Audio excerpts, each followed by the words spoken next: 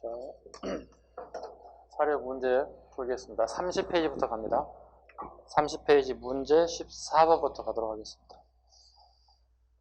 자, 풀겠습니다. 가와 나 사이에 시계선 사실을 오는 것. 이런 문제 제가 뭐라 불렀습니까? 블렁크 문제로 얘기했습니다. 가와 나와 다 이렇게 빈 공간을 남기는 문제, 이 사이의 사건을 골라내는 문제들의 가장 전형적인 우리 공무원 시험의 문제 스타일입니다. 보겠습니다. 가갑니다. 고구려가 침입해 와 한성을 포위하였다. 계로왕이 성문을 굳게 닫고 직접 방어하며 태자 문주를 신라 보내어 구원을 요청하였다.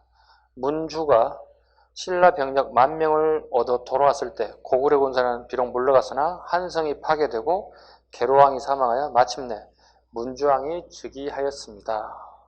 10월에 옹진으로 돛을 옮겼습니다. 고구려 왕은 누구겠습니까? 당연히 장수왕이겠죠.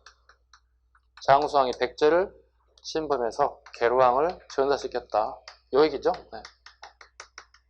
5세기 상황이겠죠. 가는 5세기 상황이 되는 거고요. 그 다음에 봄에 도읍을 사비로 옮기고 국호를 남부여라고 했다. 상황이죠. 네. 천도왕기 538년이죠. 6세기 상황이죠. 이렇게 해서 가와 다 사이에 나에 대한 내용을 선택지를 골라내는 겁니다. 쉽게 얘기해서. 자, 고웅이 서기를 편찬하였다. 편찬한 건 몇 세기죠? 4세기 군초광이죠. 사이에 들어갈 수 없는 거죠. 여기 들어가야 되겠죠. 그죠? 네. 4세기 상황 1번 지문은 틀린 지문이 돼야 되겠죠. 무왕이 미륵사를 건립했다. 7세기 왕이죠. 백제 무왕입니다. 이건 6세기니까 밑으로 내려야 되겠죠. 이것도 틀린 지문이 되겠고요. 3번 지문. 무령왕이 22담로의 왕족을 파견하였다. 성왕 위에 백제 왕들이 누가 있어요? 가장 대표적인 사람이? 동성왕이 있을 거고, 그 다음에 무령왕이 있겠죠? 이후에. 그죠? 네. 지금 무령왕은 여기 들어가 있습니다. 네. 무령왕이 가장 가까운 정답이 돼야 되겠죠? 가까운 정답이 돼야 되겠습니다. 자, 무령왕이 22담로의 왕족을 파견했다. 답은 선택지 3번이 정답이 가장 가깝고요. 4번. 견훤이 금성을, 즉 신라죠. 금성은 신라를 습격하여 경혜왕, 마지막 박씨왕이에요. 박씨왕이었던 경혜왕을 죽이고 경순왕인 김씨를 갖다 왕으로 옹립하는데 이 시기가 몇 세기냐 물어보죠. 이건 후삼국 시기잖아요. 네. 후삼국 10세기 상황으로 봐야 되겠죠. 견훤이 나온다면. 네. 지금 이 지문 굉장히 좋은 것 같아요. 견훤이 금성을 습격해 경혜왕을, 이건 사료로 별도로 나올 수 있어요. 네. 이걸 살짝 지분 가로로 이렇게 블렁크를 만들 수도 있어요. 견훤이 경주의 포석정에서 제사를 지내고 있는 경혜왕을 살해하고 이렇게 되겠죠. 경혜왕을 살해하고, 이 사람이 아까 방금 했듯이 박시성을 가진 왕이라고요. 박시성을 가진 경혜왕을 마지막으로 죽이고 경순왕을 옹립하거든요. 경순왕을 옹립한다. 이게 이제 신라의 마지막 왕이죠. 마지막 왕입니다, 이게. 그리고 이 사람은 박씨가 아니라 김씨 세력을 가진 경순왕이 자리를 하게 됩니다. 요거 사료로 던져줄 수도 있어요. 요거 사료로 던져줄 수 있고, 이때 담당인 견훤이 누구냐 물어본다면 견훤을 찾아내야 됩니다. 그 다음에 마지막 지문. 복신과 도침 등이 부여풍을 왕으로 추대했다 그랬습니다. 요거 7세기입니다. 7세기 백제의 부흥운동입니다. 백제의 부흥운동. 대표적인 인물 백제의 부흥운동 다 잡아두셔야 됐죠. 복신, 도침, 왕자, 풍. 왕자, 풍. 그 다음에 흑치상지, 그 다음에 지수신. 이 같은 사람들 전부 다 백제의 부운동을 펼친 인물들입니다. 자, 문제 하나 푸는데 선택지 지문에 다양한 인물들과 시대가 등장하고 있어요. 네. 여기 같이 잡아주셔야 되겠습니다. 문제 답을 맞히는 게 중요한 거 아닙니다. 지금 풀이 과정이기 때문에 연관되어 있는 지문 하나하나를 다 풀어낼 수 있는 능력을 기르셔야 된다고요. 문제 읽고 답만 딸랑딸랑 선택하는 것은 아무 의미가 없어요. 아무 의미가 없어요. 실력이 늘지를 않습니다. 이렇게 해서 14번 풀고요. 15번으로 넘어가겠습니다. 자, 밑줄근 왕의 업적으로 옳은 것을 고르세요. 자, 여러 신하들의 왕의 유언에 따라 동해 입구의 큰 바위에서 장례를 치렀다. 여기까지만 읽어도 여러분들이 벌써 감이 와야 됩니다. 그죠? 누구라고 감이 오시죠? 누구예요? 문무왕이겠죠. 해양능을 썼던. 네, 여기까지는 읽어도 알아야 돼요. 문무왕입니다. 문무왕입니다. 바다에다가 능을 만들었잖아요. 이걸 해왕능이라고 그러죠. 바다의 왕의 능을 만들었다. 네, 바다의 해양능에 관련된 부분. 자, 왕의 유언에 따라 동해 입구의 큰 바위 위에서 장례를 치렀다. 왕이 변해 용이 되었다고 세상에 전하므로 그 바위를 가리켜 대왕석이라고도 하고요. 유언이란 말입니다. 유언에 따르면 다음과 같습니다. 과인은 나라의 운이 어지럽고 전란의 시기를 맞이하여 서쪽을 정벌하고 북쪽을 토벌하여 영토를 안정시키고 배반하는 자들을 치고 협조하는 자들을 불러 마침내 멀고 가까운 것을 편안하게 하였습니다. 죽고 나서 10일 뒤에 곧 고문의 바깥의 뜰에서 서국의 의식에 따라, 서국의 의식이라는 방법 뭐겠어요? 서국의 방법 뭐였죠? 인도겠죠. 여기서 서쪽의 나라 인도의 결과적으로 불교식 장례 방법을 얘기하겠죠. 불교식 장례법에 따라, 서국의 불교식 장례법에 따라 장례를 치렀다. 자, 검소하게 하라고 유언을 남겼습니다. 이 사람은 누굽니까? 문무왕입니다. 네. 문무왕의 아들이 누구예요, 그래요? 그렇죠. 그 신문왕이 아버지 유언에 따라서 검소하게 유언을 따라줘야 되겠죠. 아버지의 장례를 치른 인사가 되겠죠. 자, 이 왕의 업적으로 옳은 거 골라볼게요. 문무왕입니다. 백성에게 정전을 지급한 왕 누구예요? 성덕왕이죠. 신라 경제사 파트 끊임없이 나오는 거죠. 정전을 지급했다. 정전은 개인이 농사를 짓고 있지만 실질적인 땅 주인이 누구라고 그랬어요? 국가가 소유자라고요. 그죠? 땅 주인이라고요. 이걸 누구에게? 일반 백성들에게 지구할 수 있게끔 법률적 조치를 취해줬다. 법률적 조치를 취해준 게 정전이다. 민정문서상에 정전을 다른 표현을 하더라. 같은 말로 뭐라고 했다고요? 연수유답이라고 한다. 정제를 같은 말로 뭐라고 그런다? 연수유답이라고도 칭한다. 신라 민정문서에 이렇게 기록이 되어 있다. 새로우시면 안 돼요. 저거 새로운데요? 모르는 건데요? 이러시면 안 돼요. 최소한도 이 정도는 알고 계셔야 돼요. 자, 아버지의 업적을 기리기 위해서 경덕왕이 하는 게 있죠. 자, 그의 아들 경덕왕이 하는 게 뭐예요? 경덕왕과 그의 손자인 해공왕 때 아버지의 업적을 기리해서 하는 게 뭐야? 큰 뭘 만들죠. 그렇죠. 성덕대왕 신종을 만들기 시작해서 해공왕 때 완성되잖아요. 성덕대왕 신종, 다른 말로 뭐라 부른다고요? 에밀레종. 이 절이 어디에 걸려 있다고요? 봉덕사는 절에 걸렸기 때문에 봉덕사 종이라고도 한다고요. 단순하게 이거 하나 하시는 게 중요한 게 아니에요. 요거까지 같이 잡아야 돼요. 왕의 순서도 잡을 수 있겠죠. 이렇게 오시라고요. 성, 경, 해. 성경청 열심히 읽으면 어떻게 된다고요? 지혜가 쌓인다고요. 성덕왕, 경덕왕, 해공왕. 이게 신라 중대의 마지막이라고요. 신라 중대의 마지막 왕들이에요. 그리고 해공왕이 죽음을 맞이하게 되죠. 누구한테요? 김양상에게요. 김양상이 쿠데타를 일으키고 이 사람이 정권을 잡았다요. 그리고 이 사람이 뭐가 됐다고요? 왕이 됐다고요. 이 왕 이름 우리 뭐라 부른다고요? 선덕왕이라 부른다고요. 선덕왕 아니고 선덕 한자가 틀려요. 네, 선자가 틀려요. 선덕왕입니다. 여기 남자고요. 선덕여왕은 여기 중대 때 나오는 왕이고요. 다른 인물입니다. 김양산. 이때부터 우리가 뭐가 시작되는 거죠? 신라의 하대가 시작된다고요. 선덕왕 때부터 이렇게. 이해 가셨죠? 통상 그런데 우리가 이런 걸 가끔 하잖아요. 경덕왕 때 뭐가 부활돼요? 노급이 부활되잖아요. 그리고 뭐가 취소돼요? 간료전이 없어지는 거잖아요. 노급이 부활됐다는 얘기 뭐야? 공직자들이 훨씬 더 많은 돈을 가져가겠다는 의미를 받아들일 수 있는 거잖아요. 우리는 신라 하대가 되면 노급이 부활되고 간료전이 취소된다 이런 얘기 듣잖아요. 정작 경덕왕은 하대가 아니라 중대 마지막쯤에 있는 왕이에요. 그럼에도 불구하고 경덕왕 때 만들었던 법들이 곧바로 해공왕이 짧은 기간에 재임을 마쳤기 때문에 하대의 출발점으로 본다 이렇게 보는 거예요. 최소한 이 정도는 알고 있어야 되지. 경덕왕이 하대 아닌가 이러시면 안 돼요. 중대 마지막 조의 왕조들이고요.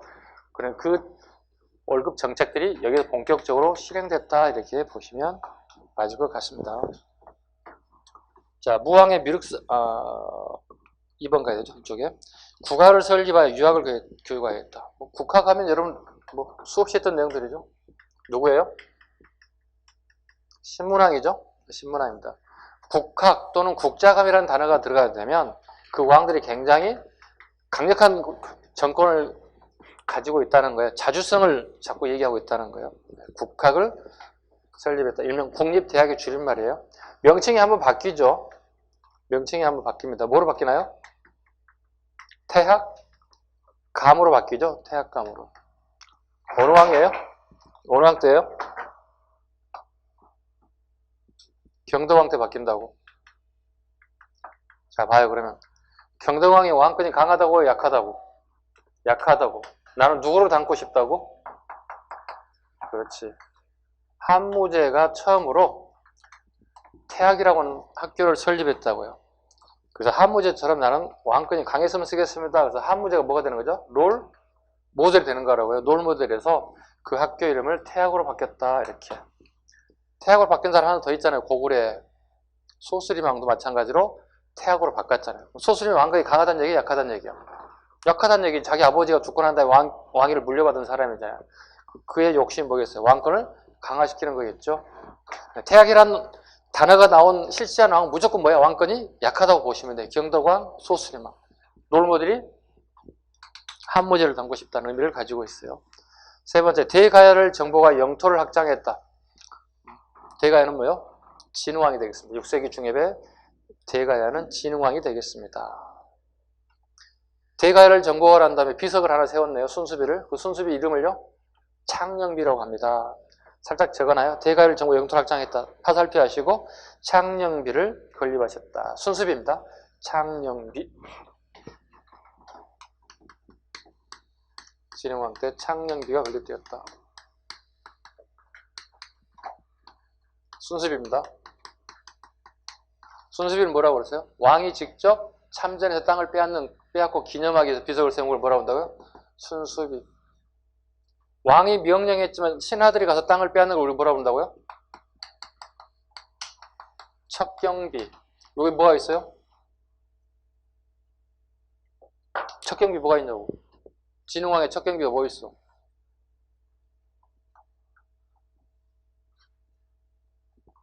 이거 앞부분이야. 쉬운 부분이야. 이거 지금 진짜 왜 그래? 이 사람들이 그걸 모의고사 보면 만점 나온단 말이야. 지금 이거 안 되는 사람들이 지금 정말 아이러니야. 미치겠네. 컨닝해서 푼 거 아니야, 여러분들?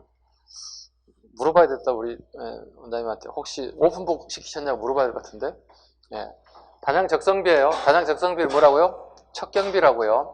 왕이 직접 참전하지 않았다고요. 신하들 명령해서 땅을 빼앗았다고요. 그리고 세운 비석을 척경비라고 하고요. 왕이 직접 나가서 땅 빼앗아서 비석 세운 걸 순수비라고 그런다고요. 구분할 수 있어야 돼. 자, 순수비 뭐 있어요? 창녕비 있고 더하면은 북한산비 있을 거고. 자, 여기 한경도 지역에 마운영비 또요? 황초령비. 여기 대표적인 뭐예요? 진흥왕의 순수비잖아요.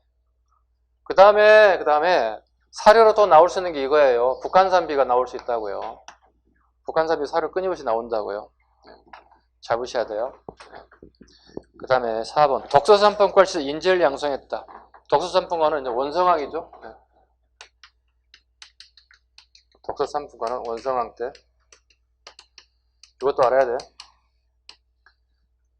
누구를 위한 시험이에요? 진골들을 위한 시험이에요. 그죠? 가끔 여기 육두품을 위한 시험이에요. 이렇게 하면 틀린 지문이 돼요. 막연하게 외우시면 안 돼요. 자, 진골들 위한 시험이었습니다. 근데 이게 결과적으로 독서산품과는 실패했습니다. 잘 잡으세요. 독서산품과 꼭 과거 시험 아니에요. 과거 시험 아닙니다. 실패했습니다. 왜 실패했습니까? 진골들이 반대했죠. 왜 반대했습니까? 이거 적어놔야 돼. 제도가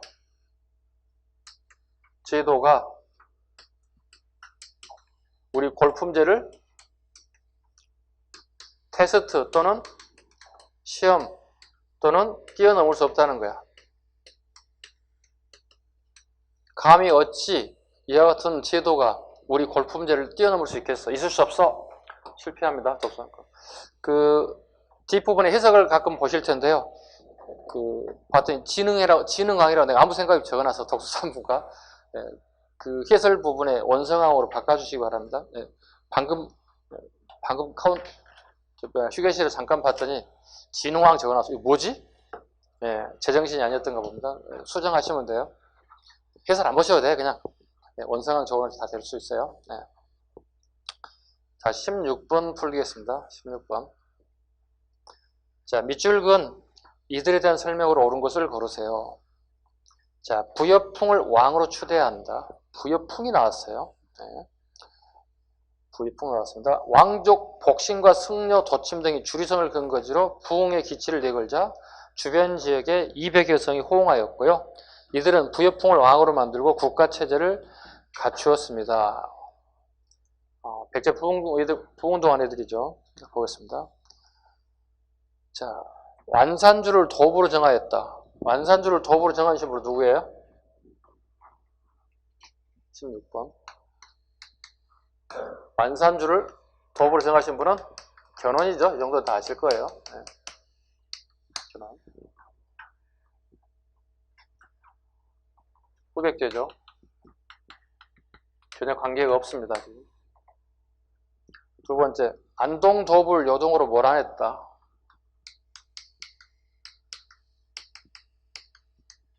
안동 도부를 몰아냈다.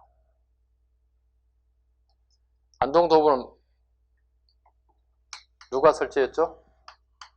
당나라가 설치했죠. 우리나라에. 어디예요? 평양을 중심으로. 자, 다시요. 도부란 무슨 의미라고 그랬어요? 고려시대도 마찬가지죠. 사도부가 오도부로 발전하죠.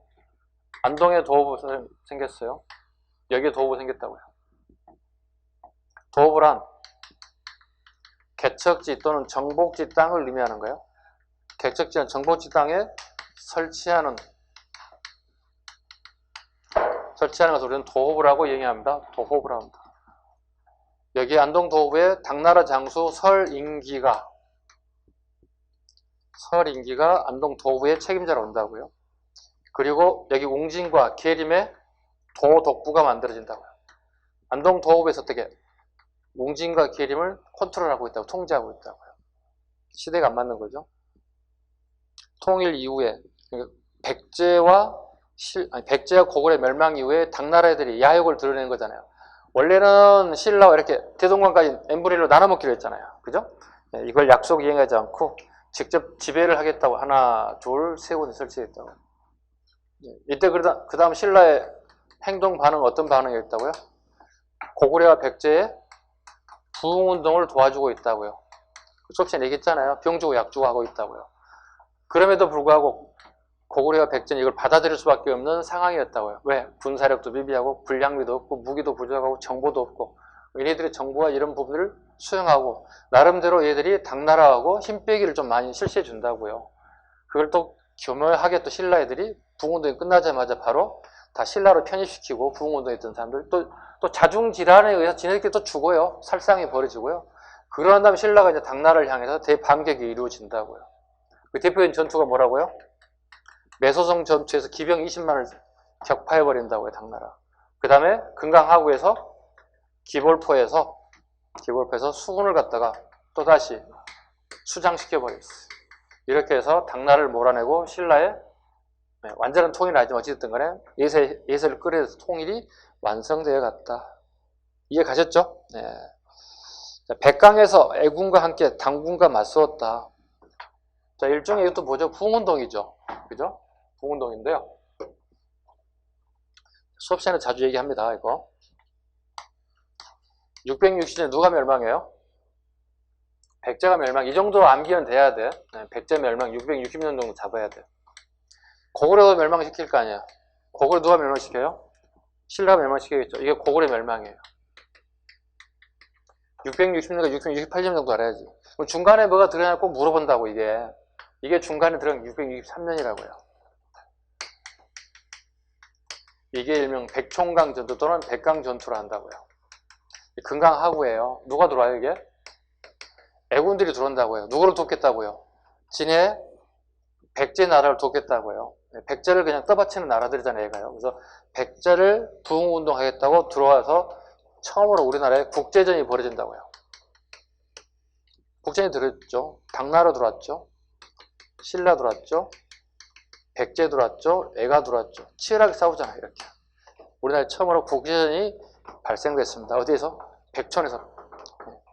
수군전이 벌어졌습니다.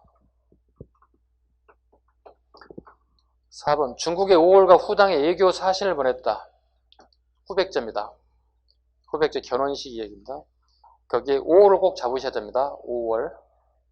5월과 후당에 예교 사절을 보냈다. 5월 4월도 아니고 5월입니다.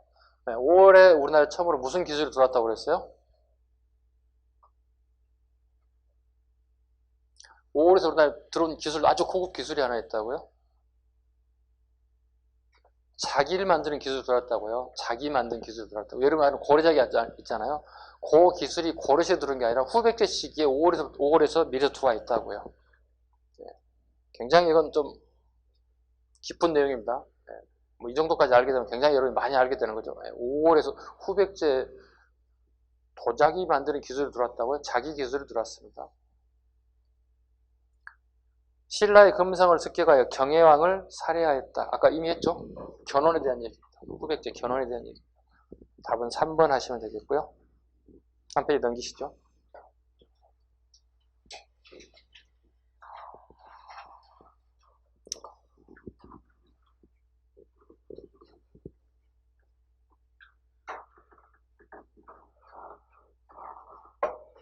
문제 17번부터 갑니다.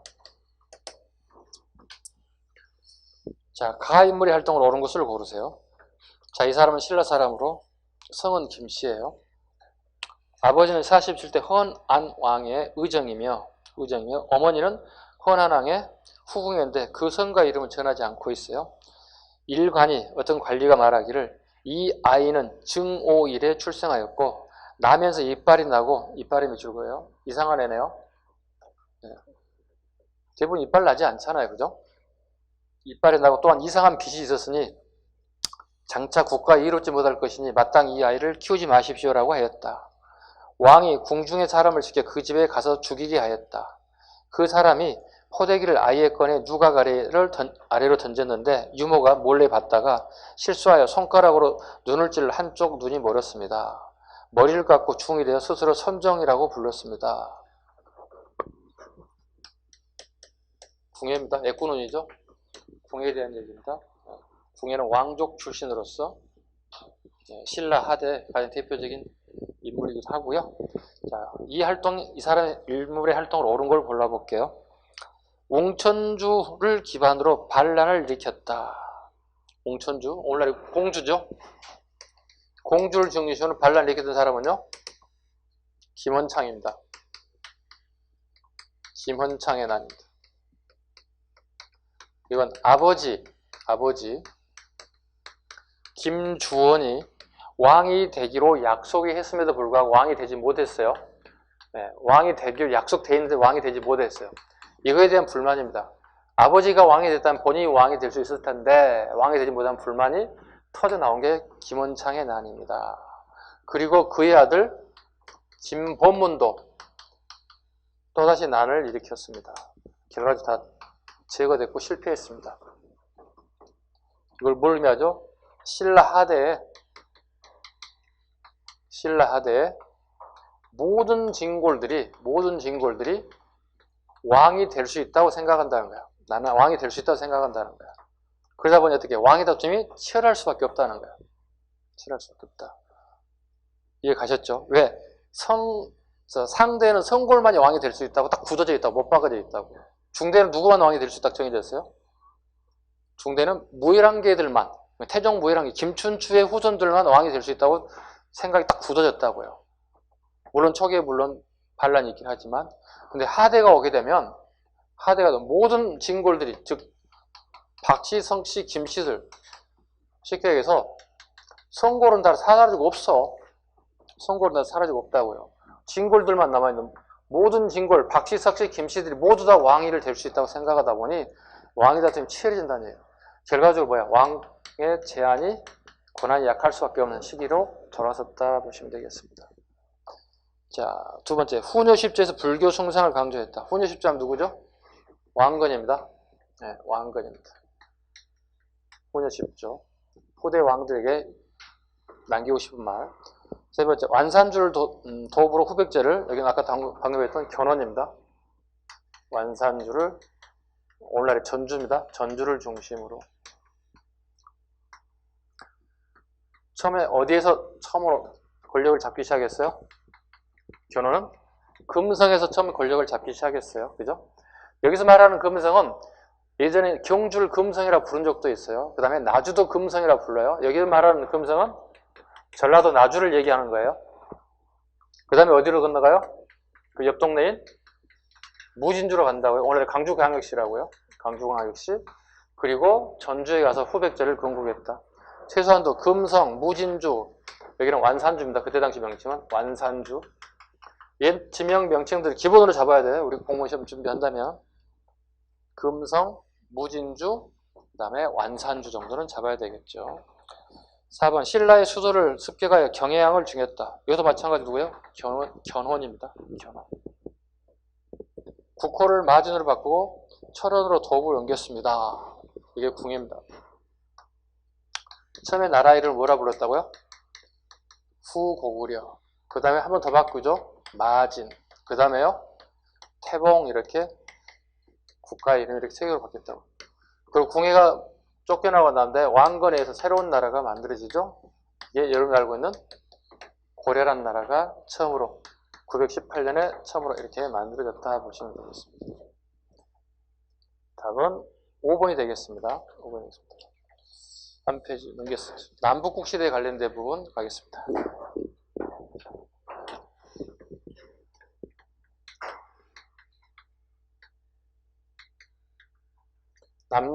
남쪽은 어디를 얘기하겠습니까? 통일, 신라. 여기는요, 발해를 얘기하고 있습니다. 요 시기, 통일신라 발해에 대한 얘기입니다. 우리나라가 처음으로 남북시대라는 용어를 처음 사용했던 시기, 18세기. 왕으로 보면 정조임금 시기. 누구? 유득공. 어느 책에? 발해고란 책에서. 가장 기본이에요, 이건. 이 정도 술술술 나와야 돼요. 공무원 시험 준비한다면. 18세기 유득공이 정제 서울 출신인 거 아시죠? 서울 출신 유득공이 이런 유명한 책을 남겼습니다. 발해고, 고. 이게 뭐죠? 고찰해 본다, 생각해 본다 이런 뜻이에요. 발해란 나라에 대해서 생각해 보겠다. 발해란 나라에 대해서 사라고 붙였으면 좋았을 텐데 약간 미심쩍었나 봐요. 유득공도. 그래서 기록을 살짝 쓰지 못하고 고찰해 볼게요. 한번 봐볼게요. 살펴볼게요. 그래서 발해고라고 하는 역사책이 붙게 됐습니다. 1번 문제 갑니다.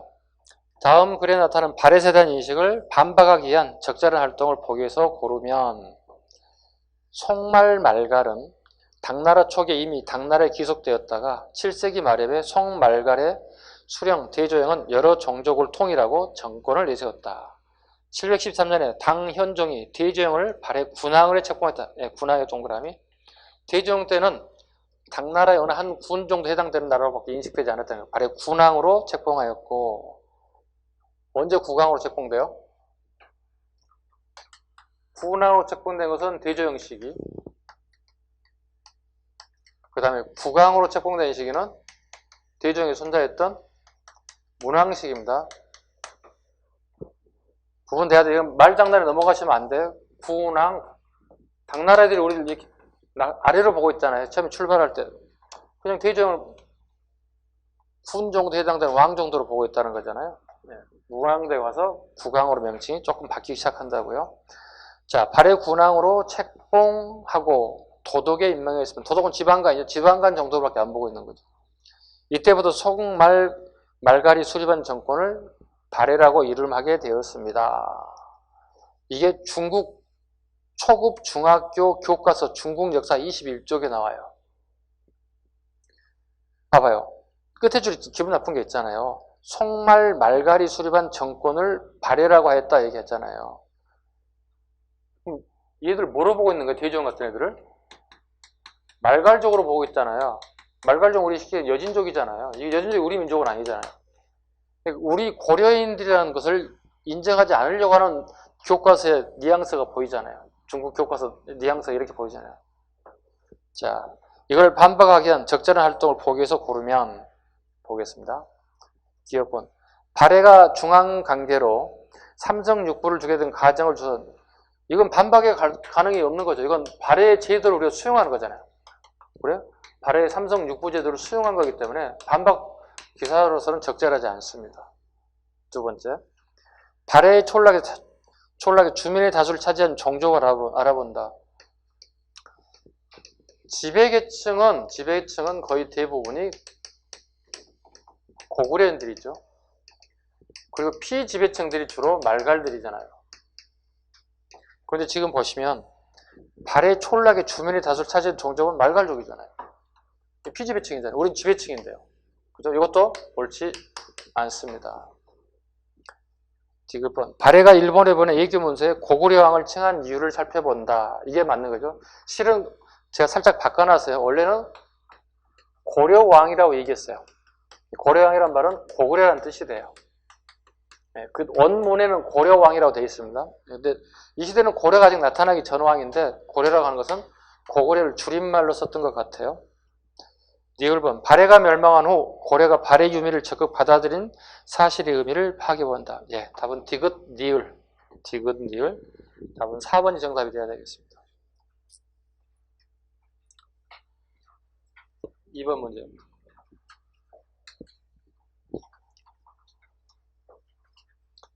자, 밑줄 그은 왕에 대한 설명으로 옳은 것을 고르세요. 재작년 간료전 지급에 이어 이번에 왕이 귀족의 경제 기반인 노국을 폐지하겠다고 전격 발표했습니다. 노국을 폐지하는 왕이 누구지?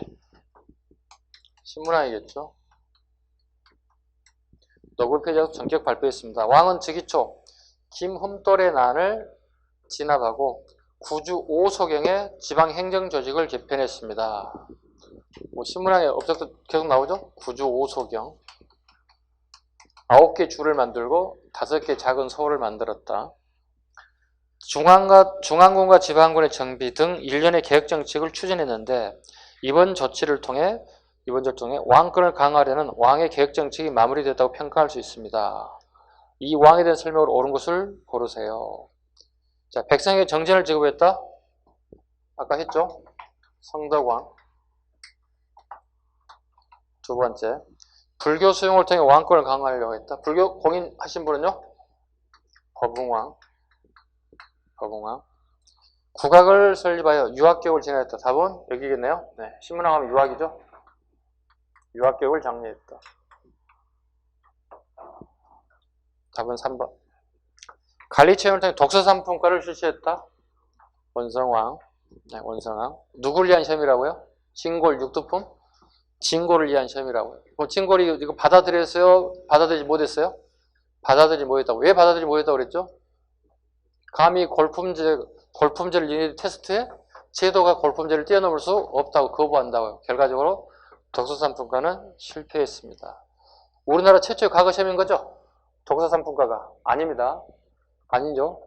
우리나라 최초의 과거 시험 언제 나와야 돼요? 고려 광종 시기에 나와야 됩니다. 그 정도는 함정에 빠지시면 절대 안 됩니다. 관리 5번이죠. 나당 전쟁에 승리하여 삼국을 완성하였다 그러네요. 삼국을 완성하신 분 누구예요? 응? 문무왕이겠지. 네. 문무왕 때 삼국을 완성하죠. 삼국을 완성합니다. 백제를 멸망시킨 왕은 누구예요? 아버지? 무일왕이겠죠. 이 정도는 구분할 수 있어야 되겠죠. 네. 자, 삼국 완성은 되게 피곤하지, 그지? 얼마나 많이 싸웠겠어. 전쟁 때 날아다녔겠어요. 좀 휴식을 좀 취하고 싶어요. 신라의 가장 대표적인 월성에다 뭘 하나 설치한다고요? 휴식 공간. 문무왕이 뭐 만들어요? 임해전을 설치한다고요. 인공호수를 만든다고요. 인공호수, 임해전을 만든다고. 우리 이렇게 조선시대 이렇게 불렀죠?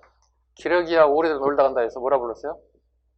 안압지라고 칭했잖아요. 네, 안압지라고 불렀다. 이렇게. 네, 이게 문무왕 때 만들어서 휴식을 좀 취하는 거예요. 네, 전쟁에 대한 스트레스, 피로도 좀 풀 필요가 있다. 그래서 임해전 또는 안압지 나오면 문무왕의 업적 하나 고르셔야 됩니다. 가장 기본적인 뭐겠어요? 삼국 통일을 완성했다 보시면 되겠죠.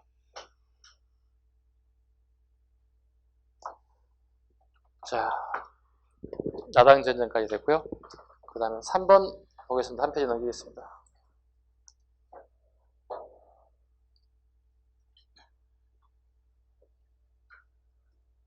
자, 밑줄 그은 기억에 대한 내용으로 옳은 것을 보기에서 고르세요.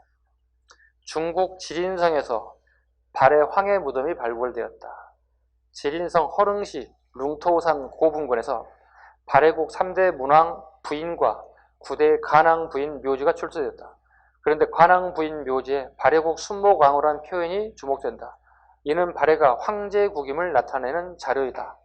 중국은 현재 이 자료의 전문을 공개하지 않고 있습니다. 네. 무덤에서 황상이라는 표현이 등장하죠. 네. 이건 3대 문왕입니다. 황상이라는 표현이 나온 것은 발해 문왕입니다. 황상, 황제라는 표현이죠. 자, 1번 등주에 발해관이 설치되었다. 등주에 발해관이 설치되었다. 등주에 발해관이 설치되었다. 등주에 발해관이 설치된 건 맞죠. 덩저우에. 그러나 이건 문왕하고 관계없고요. 그렇죠? 어느 시기에 설치됐어요? 덩저우에 발해관을 설치한 사람이 누구예요? 장문율을 파견해서 덩저우를 공격하고 발해관을 설치했다. 무왕입니다. 무왕, 아버지 무왕입니다.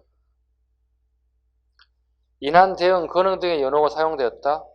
이건 발해의 대표적인 왕들이 봐야 되겠죠. 발해를 대표하는 왕들이죠. 인한은 누구예요? 연호를 어떤 왕이 인한을 썼어요? 무왕 때. 대흥은요? 문왕 때. 건흥은요? 선왕 때. 정해공주 묘비에 황상이라는 표현이 있다. 맞죠? 아버지에게 황상이라는 표현이 들어가 있죠.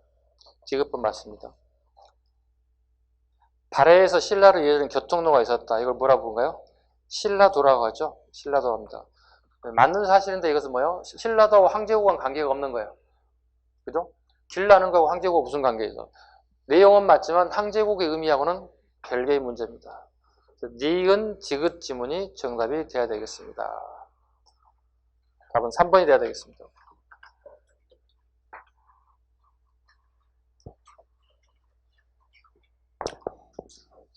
4번. 자, 다음 자료의 왕이 제의한 시기의 사실로 옳은 것을 고르세요. 첫 번째, 발해의 왕이 말하기를 흑수말갈이 처음에는 우리에게 길을 빌려 당과 통교하였다. 그런데 지금은 당의 관직을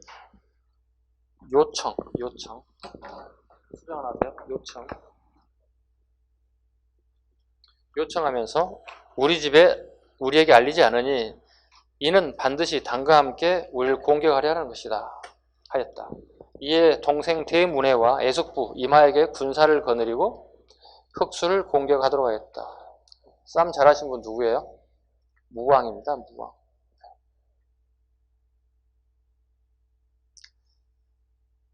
발해의 왕이 군사를 보내 등주를 습격하여 자사 이준을 죽였고 이에 신라인 김사란 밑줄 그어야 돼. 김사란을 기국시켜 신라로 하여금 발해를 공격하도록 하겠다. 자, 발해 공격 밑줄 그었습니다. 이게 8세기 초예요.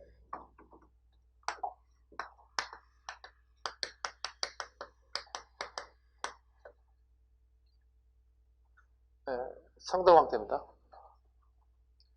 8세기 초 성덕왕 때 당나라 애들이 성덕왕의 명예에서 발해를 좀 공격해달라.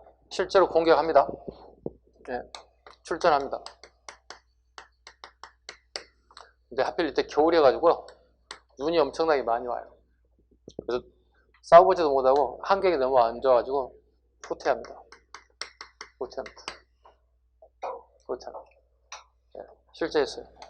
그 이후에 당나라의 대응.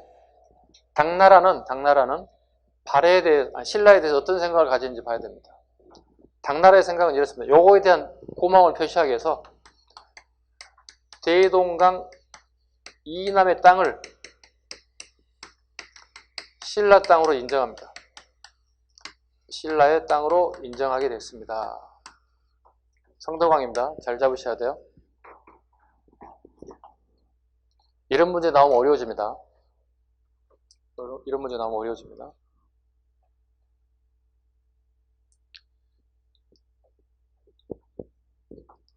사실로 옳은 것을 고르세요. 자, 무왕시대의 연호가 인안이라고 하는 연호를 사용하였나요? 맞죠? 인안이라는 연호를 사용하였다. 맞습니다. 자, 무왕에 대한 얘기 살짝 해볼게요. 이게 산둥반도예요. 무왕이 달의 왕이에요. 여기 흑수말갈이에요. 수업 들었던 분들 다 이해 가는 내용이요. 여기 당나라예요. 당과 흑수말갈이 통하고 있다고요. 어떻게 하겠다는 얘기죠? 발해를 옥죄겠다는 거잖아요. 그죠? 그래서 무왕이 어떻게 해요? 자기 동생을 지켜서 흑수말갈을 공격하게끔 한다고요. 대단하신 분이죠. 근데 동생이 어떻게 해요? 형, 나 못하겠어. 어떻게 애들 죽여? 난 못해. 난 사람 죽이는 건 도저히 못하겠어. 그 동생이 어떻게 해요? 도망쳐버려요. 당나라 도망갔다고 이렇게. 다른 사람을 지켜서 흑수말갈을 어떻게 했다고요? 병합시켰다고요. 무왕이 보통 사람이 아니에요. 그리고 도망간 동생을 죽이기 위해 당나라에 쫓아간다고요. 암살단을 파견해서 동생을 백주대로에 흔한 대낮에 당나라에 시내에서 동생을 죽이겠다, 암살하겠다고 암살을 실시한다고요. 물론 실패했어요. 그리고 다시 무왕은요, 장문이라는 장수를 보내서 산둥반도를 공격하게 만든다고요. 산둥반도는 털어요. 이 지역이 동저우 지역이에요. 예. 또 일정 기간 동안 여기 지배해버린다고요. 그리고 여기를 뭘 설치한다고요? 동저우에다가 발해관을 설치한다고요. 무역소에 무역을 하시는 관청이죠. 발해관을 설치하게 됐다고요. 이게 무왕의 가장 대표적인 전쟁사예요. 요거 박살냈어요. 흑순발갈 박살냈고 당나라 산둥반도를 점령해버렸다고. 장문으로 보냈다고요. 다 알아야 되고 다 알아야 된다고. 무왕의 전쟁사입니다. 그렇다면 무왕과 당나라의 관계가 좋아요? 안 좋아요? 아직 안 좋지. 근데 그 뒤에 문왕이 있죠. 문왕이 근데 특이하게 장수를 해요. 통치기간이 길어졌다고요. 시대가 지나다 보니까 당나라와 발해가 유연한 관계가 된다고요. 그래서 발해의 대의관계를 제가 항상 이렇게 외우라고 그러잖아요. 발해의 대의관계.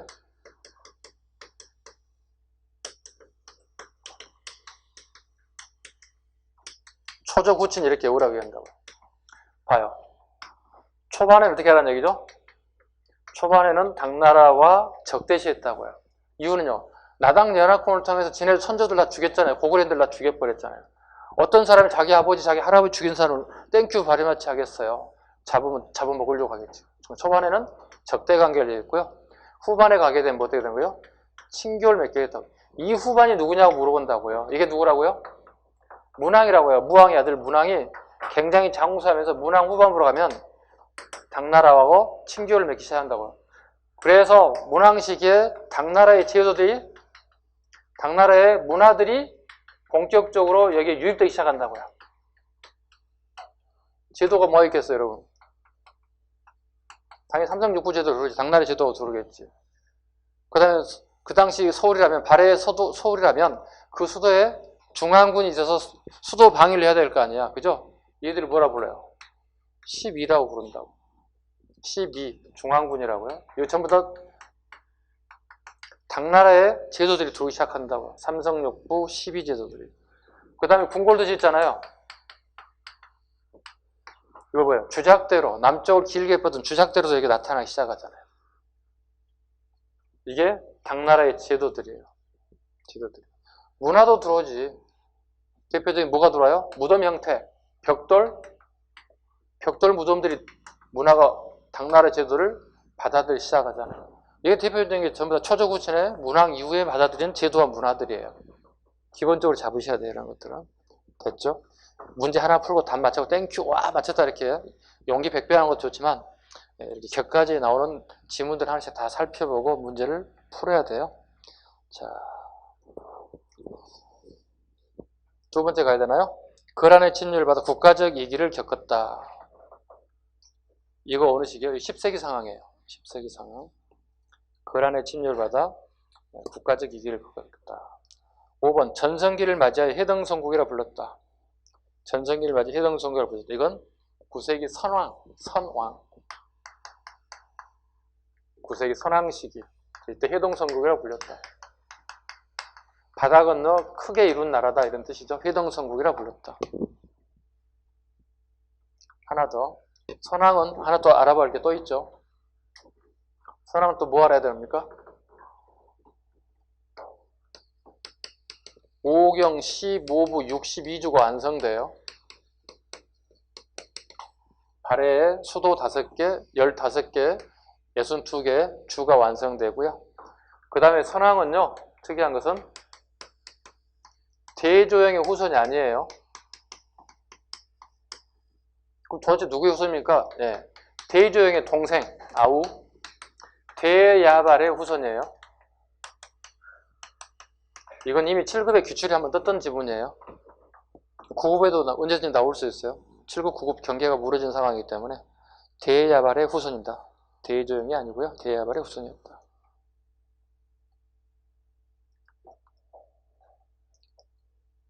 자, 오경 15부에 62주 지방제도를 만들었다. 수도를 상경 영청부로 체제를 옮겼다. 수도 또 해보자. 물론 이건 답은 이제 문항입니다만. 수도 봐요. 자, 복습이에요. 대조영 봐. 대조를 처음 어디에 건국했지? 건국한 장소는 알아야지. 동모산에 건국했다. 자, 그의 아들 누구죠? 무왕이라고. 무왕 때까지 동모산에서 산다고요? 동모산에 살아요. 동모산이 어디예요? 이렇게 물어보면 그려보면 되지 뭐. 이게 동모산인데. 동모산. 자, 문왕 다음에 누가 나타나죠? 문왕이 등장할 거 아니야, 그죠? 문왕 아까 어떻게요? 재임 기간이 길다고 그랬잖아요. 재임 기간이 길다. 네. 중경, 상경, 동경 이렇게 세 번 옮긴다고요. 중경, 상경, 동경. 자, 여기 상경. 상경은 누구하고 거래하는 거예요? 거란하고 서역으로 가는 물건 수출하는 길이라고요. 졸리신 분들 잠 좀 깨세요. 졸리신 분들 저녁 시간에 막 졸리시는 분들 계시는데 좀만 요거 문제하고 쉬어드릴게요. 이 문제하고 쉬어드릴게요. 졸리신 분들이 계셔서 바람 좀 쐬야 할 것 같아. 자, 여기 상경. 여기 어디예요? 중경. 여기 어디예요? 동경, 서경, 남경. 이렇게 해서 5개의 수도가 있다고요. 자, 봐요. 상경, 거란의 무역로가 되는 거고요. 중경, 중국으로 하는 무역로가 되는 거고요. 동경, 일본으로 가는 거고요. 남경, 신라도고요. 그 다음에 서경이 하나 있죠. 더 있죠. 서경은 당현종 시기에 당현종이 6개 빠져있어요. 아주 이쁜 여인이 빠져있죠. 누구예요? 양귀비에 빠져 있잖아요. 네. 양귀비를 데리고 산 나중에 봤더니 자기 며느리였다고 얘기했잖아요. 처음부터 몰랐을까요? 궁금해 저도. 살다 보니까 궁궐 이쁜 여자가 막 돌아다니는 거야. 너 이리 와봐. 데리고 산 거예요 이게. 나중에 봤더니 자기 며느리였어요. 이렇게 얘기하면 되게 무책임하잖아요. 이렇게 무책임한 사람이 어디 있어요? 이게 이제 당현정이 양귀비하고 놀다 보니 정치로 멀어지기 시작한다고요. 이때 양귀비가 자기 사람들 막 궁궐에 끌어들이기 시작한다고요. 민비 같아. 예원 민씨들 막 다 끌어들이잖아요. 그래서 누구를 끌어들여요? 안록산 끌어들이잖아요. 안록산이 다시 또 누구를 끌어들여요? 사사명을 끌어들인다고요. 당현정이 정치가 물날리니까 엉망진창 된다고요. 그래서 안록산하고 사사명이 난을 일으킨다고요. 이걸 합쳐가지고 우리 뭐라 불러요? 안사의 난이라 부른다고요. 안록산과 사사명들이 난을 일으킨다고요. 그 결과 이쪽 길이 베이징으로 오는 길이 차단된다고요. 발해는 어떻게 해요? 무역을 계속 하고 싶은 나라잖아요. 길이 막혔다고 다른 길을 뚫으면 되지. 압록강, 박작구라고는 이 무역로를 수로를 딱 이렇게 가는 길, 이게 서경이에요. 압록강 중류에 있는 게 서경이라고요. 이렇게 길을 튼다고요. 네, 발해인들의 모습입니다. 이게 오경입니다. 자, 중경, 상경, 동경은요, 문왕 때까지 암기하라고 그러죠, 제가 이렇게. 어떻게 암기하라고요? 중, 상, 동이라고요. 문왕 때는 세 가지가 아닙니다. 중경, 상경, 동경, 이렇게 세 번에 걸친 천도가 있다고요. 성황 때 다시 상경으로 온다고요. 상경 여기 갔다고요. 이게 어디까지 가요? 선왕까지 간다고요. 선왕 때까지 상경을 그대로 쓴다고요. 시험에 주로 나오는 건 요거예요. 중상동이에요. 자, 문제 이렇게 나오죠. 난이도 좀 높여볼게요. 자, 발해의 수도 상경을 중심으로 활약했던 왕들의 업적으로 틀린 것은 이렇게 물어본다고요. 자, 상경 찾아봐. 누구 있지? 또 누구 있지? 또 누구 있지? 그러면 여기서 대종이나 무왕을 골라내라는 거야. 이렇게만 가지 말고 이렇게도 문제를 푸는 연습이 돼 있어야 된다고. 오케이? 자, 이렇게 해서 발해의 수도까지. 이건 발해의 수도를 정말 어려워하지면 안 돼. 이건 기본이야. 기본이라고. 수업 시간에도 또 얘기하겠지만 이건 계속 반복돼야 돼. 여러분이 직접 써보시면은 계속 이해 갈 수 있어요. 자, 그래서 4번은 1번이 돼야 될 것 같습니다. 자, 5번은 너무 여러분들이 힘들어 하시니까 졸리시니까 잠시 쉬어가겠습니다. 자, 쉬겠습니다.